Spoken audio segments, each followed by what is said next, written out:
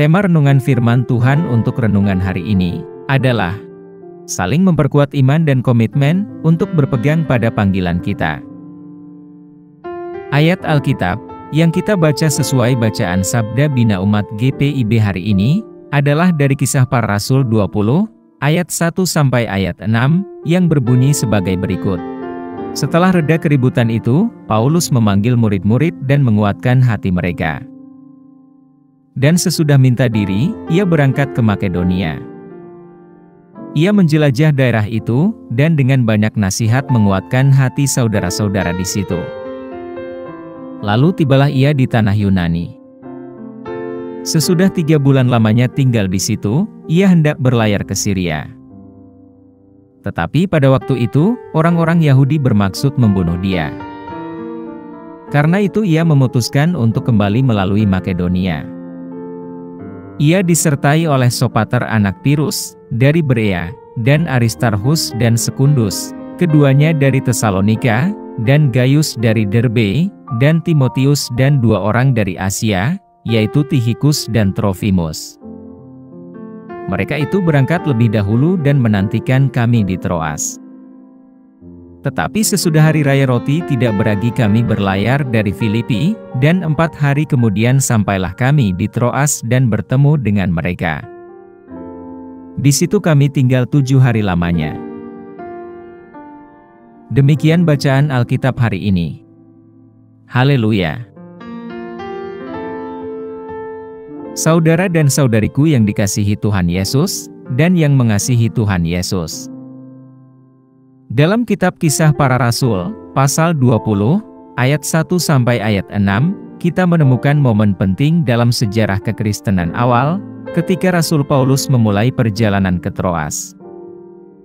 Bagian ini memberi kita konteks dan wawasan penting, mengenai tantangan-tantangan yang dihadapi oleh komunitas Kristen mula-mula, dan komitmen orang-orang percaya mula-mula.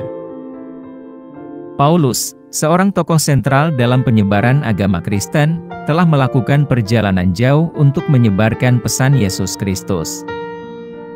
Kisah Para Rasul 20, ayat 1 sampai ayat 6, dimulai dengan rujukan pada keributan di kota Efesus, tempat Paulus menghabiskan banyak waktunya. Kehebohan ini dipicu oleh mereka yang menentang ajarannya, menyoroti permusuhan dan perlawanan yang dihadapi oleh umat Kristen mula-mula. Untuk menghindari masalah dan kekerasan lebih lanjut, Paulus memutuskan untuk meninggalkan Efesus dan melanjutkan misinya di tempat lain. Perjalanannya membawanya melewati Makedonia, di mana ia menyemangati umat beriman di sana, dan memberikan dukungan kepada komunitas Kristen yang masih muda. Hal ini menunjukkan dedikasi Paulus dalam membina dan memperkuat iman para petobat awal ini. Penyebutan Hari Raya Pentakosta Yahudi di ayat 6 sangatlah penting. Pentakosta adalah hari raya Yahudi, yang juga memiliki makna rohani yang mendalam bagi umat Kristiani, karena memperingati pencurahan Roh Kudus ke atas para murid, sebagaimana dikisahkan dalam Kisah Para Rasul pasal 2. Keputusan Paulus untuk tinggal di Filipi sampai hari Pentakosta, mencerminkan keinginannya untuk merayakan peristiwa penting ini bersama rekan-rekan seiman, menekankan kesatuan dan persekutuan, yang menjadi ciri pertemuan ibadah Kristen mula-mula. Dalam Kisah Para Rasul 20, ayat 1 sampai ayat 6, kita melihat komitmen Paulus untuk menyebarkan Injil, meskipun ada tantangan dari pihak lain, dedikasinya untuk membina komunitas Kristen mula-mula, dan keinginannya untuk merayakan tonggak sejarah penting bersama rekan seiman, sangat kuat.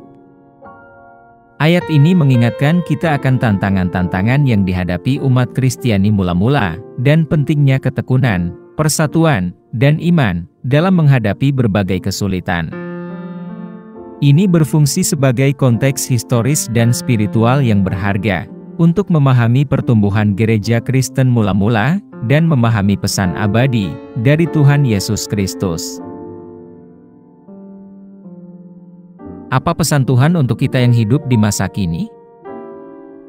Di tengah masa penuh gejolak yang kita hadapi saat ini, pesan dari Kisah Para Rasul 20, ayat 1 sampai ayat 6, memiliki relevansi yang kuat, mendesak kita untuk saling memperkuat iman, dan tetap teguh pada panggilan kita.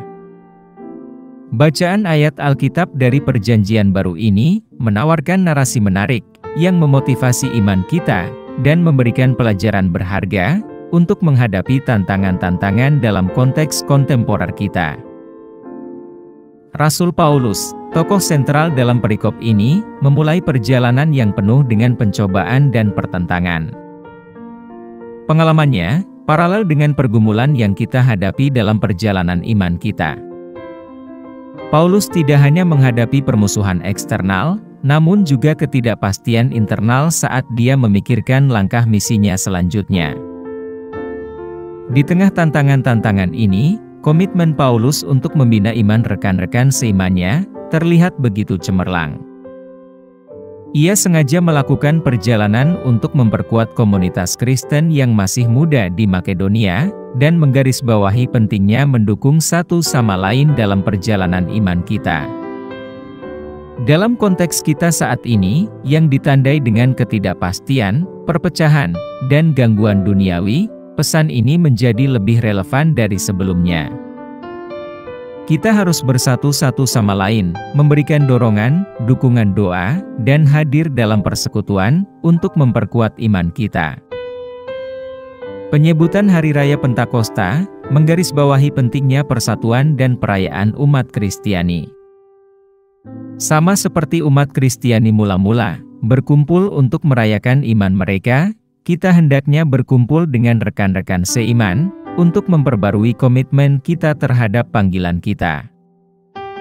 Kekuatan persekutuan Kristen tidak boleh diremehkan. Itu memperdalam iman kita dan memperbarui dedikasi kita terhadap misi Tuhan. Kesimpulannya, Kisah Para Rasul 20, ayat 1 sampai ayat 6 mengingatkan kita untuk saling menguatkan iman dan tetap berkomitmen pada panggilan kita, meskipun ada tantangan yang ada di sekitar kita. Biarkan narasi ini memotivasi iman kita, mengilhami kita untuk saling mendukung dan merayakan perjalanan iman kita bersama.